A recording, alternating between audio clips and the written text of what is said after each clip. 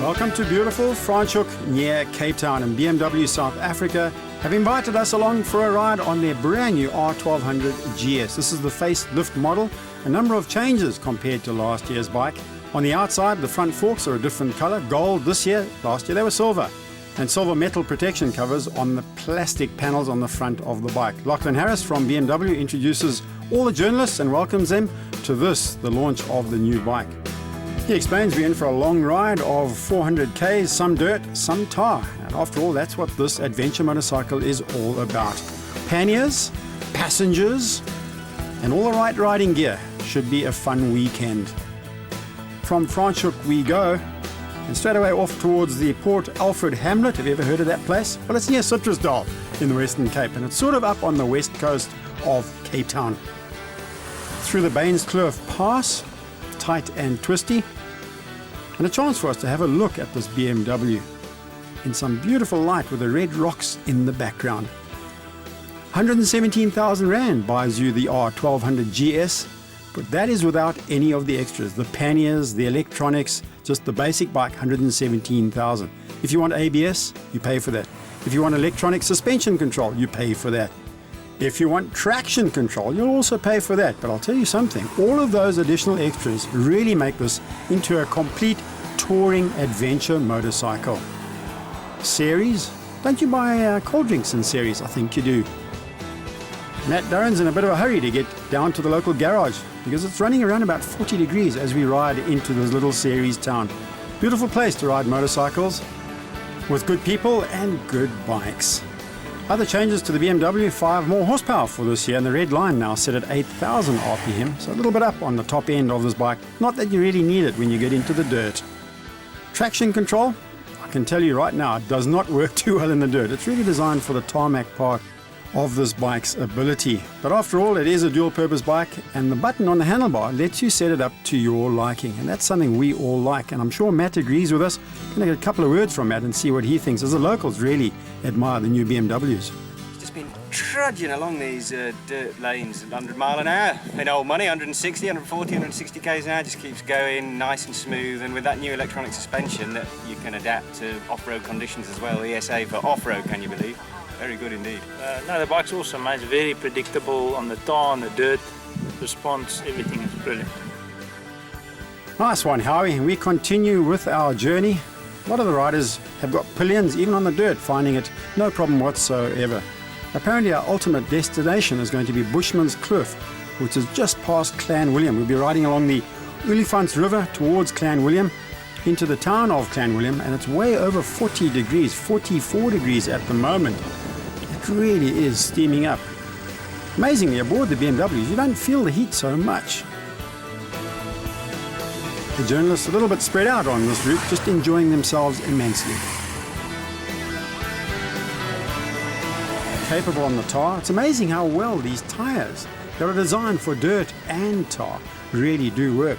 28 years ago that they actually introduced the R80GS, Galanda Strasse GS. Everybody wondered what that was in those days. Dirt and tar.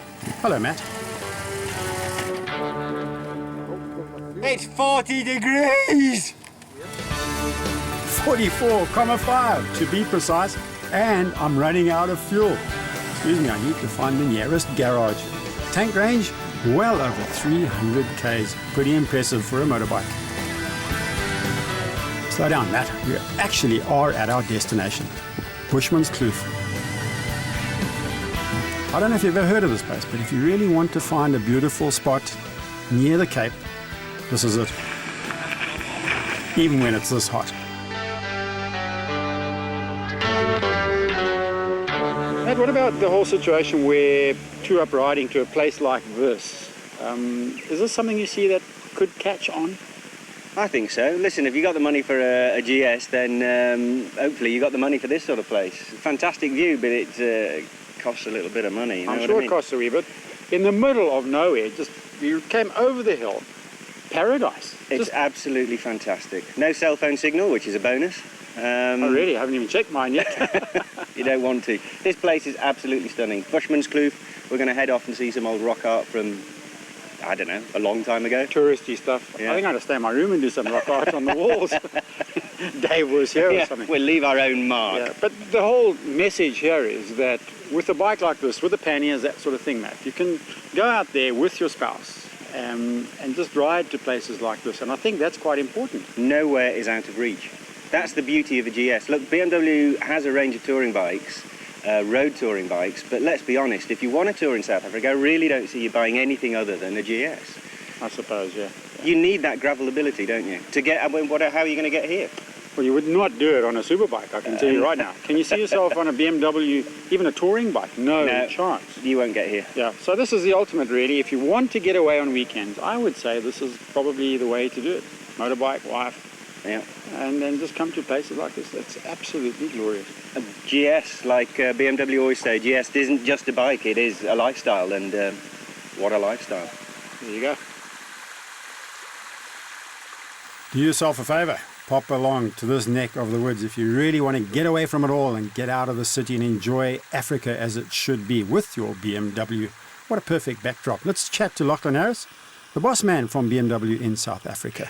The bike has got a lot of new, very, very clever tricks. Obviously, the motor's more powerful. The final drive is shorter. The gearbox has been redesigned as well. But then on top of that, there's the ESA, the electronic suspension adjustment, which is optional. You've got tyre pressure control, which can give you tyre pressure readings on the move, which again is optional. And you've got traction control, which is very, very, very interesting on the gravel. Yeah, very interesting. I have to say, we've come out to Bushman's Kloof, Lachlan. It's an absolutely fantastic place. But obviously, you're trying to get across the message that GS touring, this is what it's about, I suppose. Well, this is the kind of destination somebody would come to on a bike like this. If it was a more sharply defined enduro bike, you wouldn't be able to carry luggage and you wouldn't be able to tour long distances on it. And if it was a less of an enduro bike, you certainly wouldn't get here. So this is the perfect bike to get to a destination like this.